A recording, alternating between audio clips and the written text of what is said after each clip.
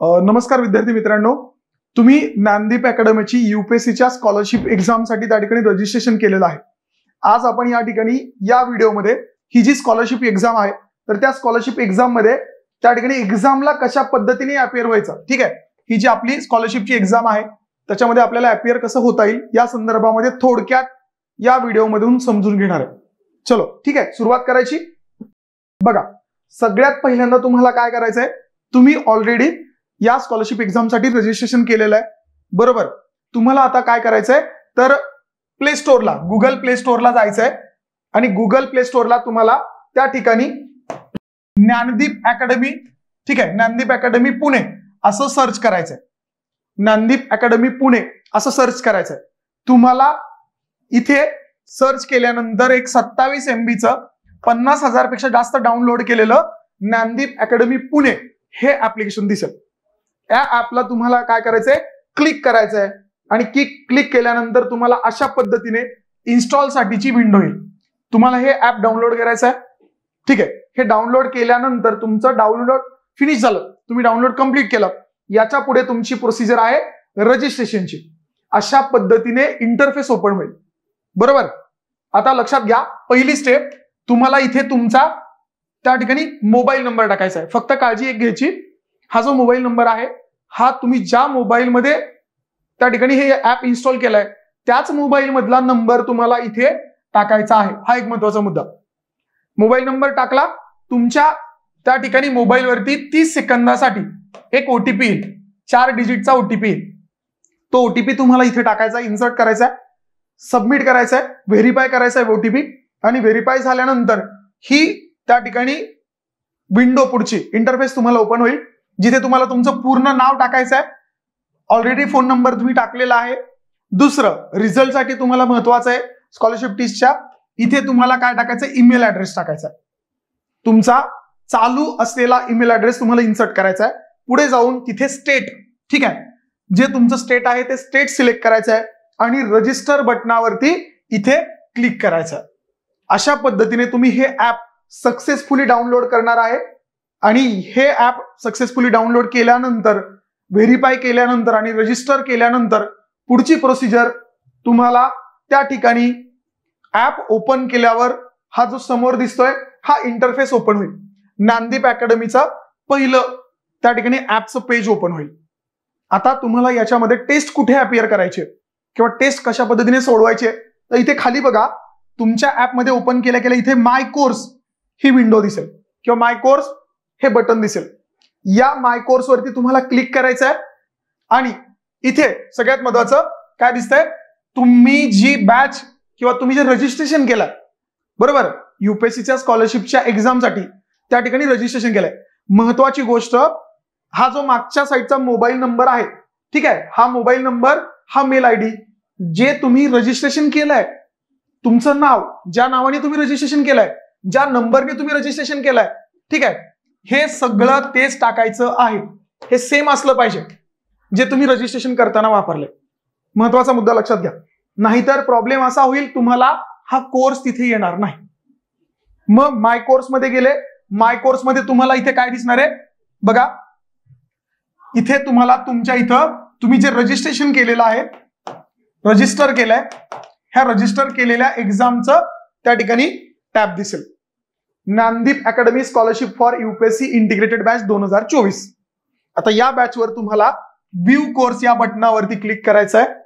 त्याच्यानंतर तुम्हाला पुढचा मेनू दिसेल, ठीक आहे। व्ह्यू कोर्स केल्यानंतर तुम्हाला यूपीएससी स्कॉलरशिप टेस्ट अशा पद्धतीने त्या ठिकाणी विंडो दिसणार, याच्यावर क्लिक करायचं।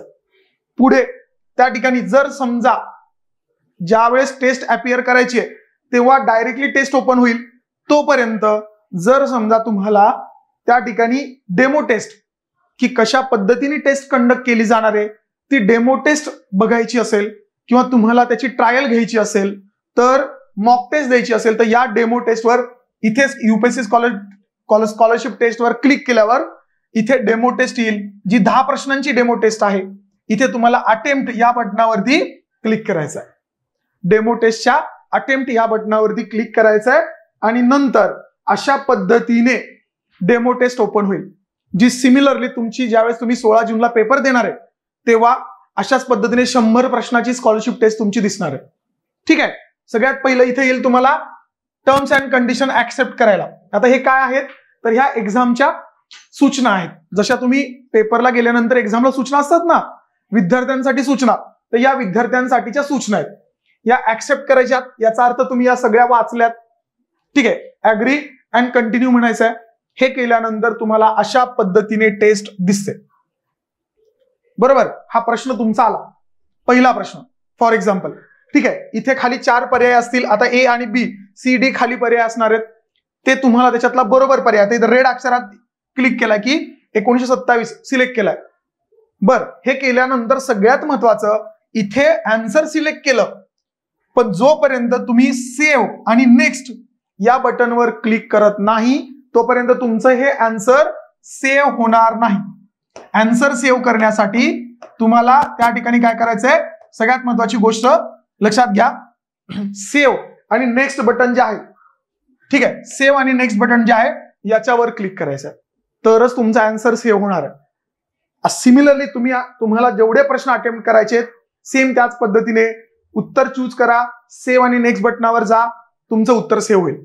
परत एकदा त्याच पद्धतीने पुढचा प्रश्न, उत्तर सिलेक्ट करायचं आहे, सेव्ह आणि नेक्स्ट करायचं आहे, तरच उत्तर ग्राह्य धरलं जाईल.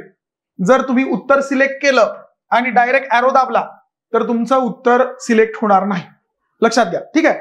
अशा पद्धतीने तुम्ही तुमचे क्वेश्चन्स जे आहेत तर ते सगळे सॉल्व्ह करणार आहे. आता राहिली शेवटची प्रोसिजर. याच्यामध्ये तुम्हाला काय करायचंय, तुमचे सगळे प्रश्न सॉल्व्ह करून झाले आणि तुम्हाला टेस्ट सबमिट करायची. मग इथे तुम्हाला कोपऱ्यामध्ये शेवटचा प्रश्न झाल्यावर इथे काय दिसतंय बघा, 3 लाईन दिसत आहेत. बरोबर. हा आहे मेनू. ठीक आहे. ह्या मेनूवरती तुम्हाला क्लिक करायचंय. हा मेनू क्लिक केल्यानंतर तुम्हाला अशा पद्धतीने विंडो ओपन होईल.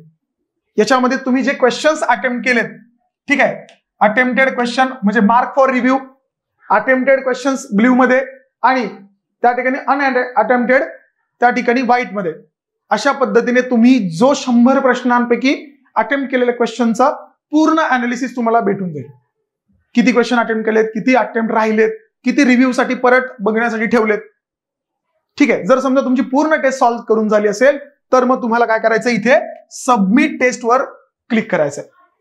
आता बघा, सबमिट टेस्ट या बटनावर क्लिक केल्यावर एक महत्वाची गोष्ट, तुम्हाला कन्फर्मेशनचा डायलॉग बॉक्स येईल. इथं are you sure you want to submit the test, no or yes. कारण का, एकदा सबमिट केल्यानंतर परत टेस्ट रिओपन होणार नाही. त्याच्यामुळे सगळ्यात महत्वाची गोष्ट, जर तुमचं सगळे क्वेश्चन सॉल्व्ह करून झाले, एस वर क्लिक करा आणि तुमची टेस्ट सक्सेसफुली सबमिट होईल.